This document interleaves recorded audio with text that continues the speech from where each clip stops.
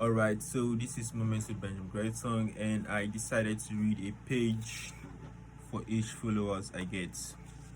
I'm an avid or vivid reader, and I was greatly inspired by Kaisinet coming up to read every night, and I was like, why not start a book club right here, live, and with my friends? So I decided to read a page for each followers I get on my YouTube channel. So a page for each followers I get, and I have 16 followers. So today I'm going to be reading 16 pages of the 48 Laws of Power by Robert Greene. So a page for each followers. It had me to read to you guys a page from the 48 Laws of Power by Robert Greene, and I'll be starting by this page, the prefix, starting with the preface, and then the page then the next page will be leading me to chapter 1, then the next page, then the next page. So I'll be reading 16 pages of this. So let me count: 1 2 3 4 5 6 7 8 9 10 11 12 13 14 15 16. So I would be stopping at page 14 for my 16 followers I have already. So each time I have a new following, I read in the next page. That's page 15. So I have 16 followers, and that's a lot of read to do. That's a lot of read. So I'm going to be reading till page 14. Then when I have new followers, I come back for you guys for page 15. So I'm going to be taking the prefix first, then I'll upload other videos of me reading other pages some other time. So let's start with the preface. Here we go. The feeling of having no power over people and events is generally unbearable to us. When we feel helpless, we feel miserable. No one wants less power. Everyone wants more. In the world today, however, it is dangerous to seem too power hungry. Seem too power hungry to be overt with your power moves. We have to seem fair and decent, so we need to be subtle, congenial, yet cunning, dramatic, yet devious.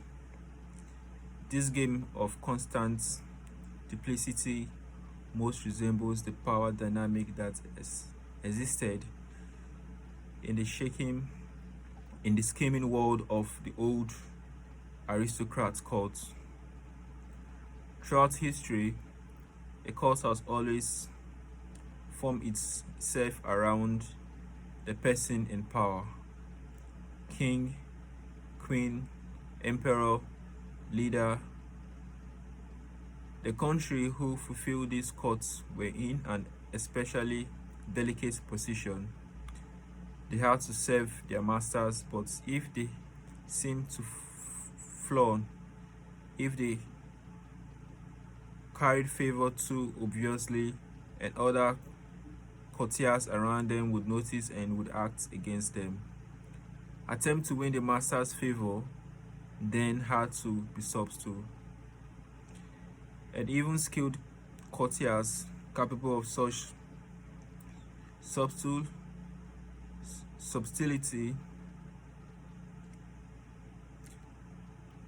still had to protect themselves from other fellow courtiers who at all moments were scheming to push them aside.